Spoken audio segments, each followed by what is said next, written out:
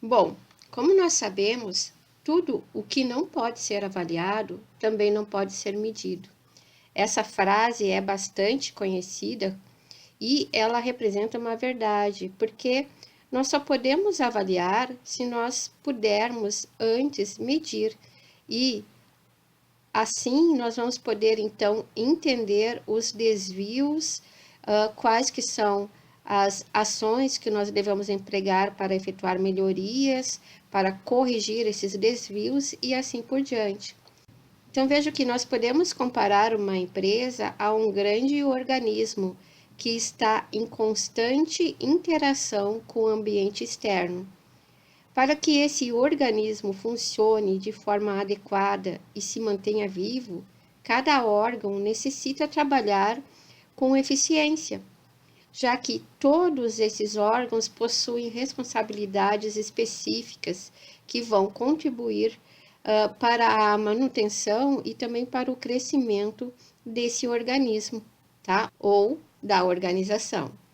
Então, avaliar é uma necessidade praticamente obrigatória, já que somente através dessa avaliação vai ser possível identificar aqueles desempenhos negativos, o que nós poderemos fazer para melhorar esses desempenhos negativos e também, principalmente, fornecer ferramentas para esses procedimentos. Então, como nós vamos avaliar, né?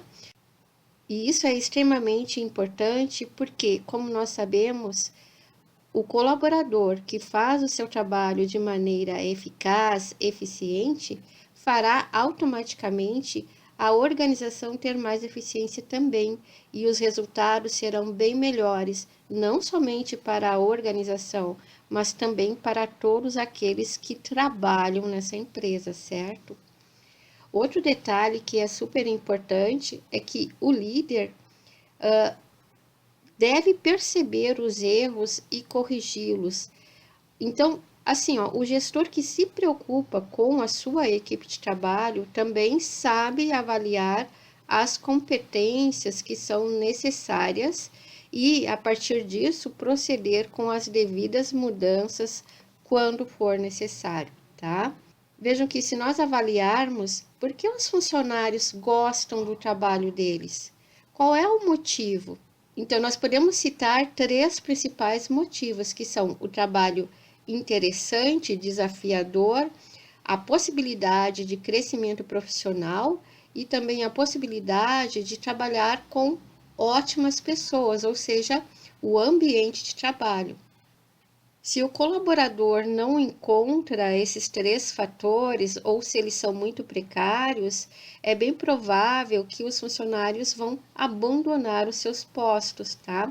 Nós podemos citar alguns exemplos, como quando eles sentem que não ganham o suficiente, quando eles estão muito sobrecarregados de responsabilidades ou trabalho para um chefe ruim, quando o próprio ambiente é ruim, não existe uma harmonia entre os colegas, não existe um entendimento, não existe um senso de trabalho em equipe. Então, são vários fatores que podem levar ao descontentamento e à desmotivação dos colaboradores. E nós, como gestores, nós precisamos ter esta visão, tá?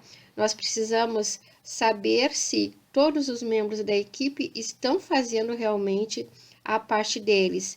E, mais do que isso, saber se eles estão satisfeitos com aquilo que eles estão fazendo, tá? Quais que são as suas expectativas, quais que são as perspectivas de crescimento e assim por diante, tá?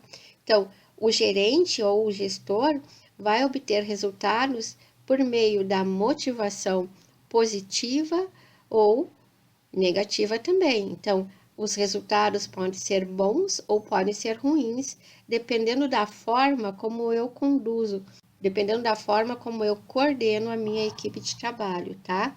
Então, a avaliação de desempenho cumpre um papel essencial no planejamento estratégico de gestão de pessoas em uma empresa, tá? Quando a gente pensa então em avaliação de desempenho por competências, ela ainda é muito mais eficiente porque é mais abrangente e serve para responder algumas questões como: existe a necessidade de desenvolver um colaborador ou mesmo a equipe? Depois de concluído um programa de treinamento e desenvolvimento, o colaborador ou os colaboradores desenvolveram as competências requeridas ou desejadas pela empresa? Então, essas são algumas questões que nós poderemos responder com clareza logo depois que nós aplicarmos a nossa avaliação de desempenho, certo?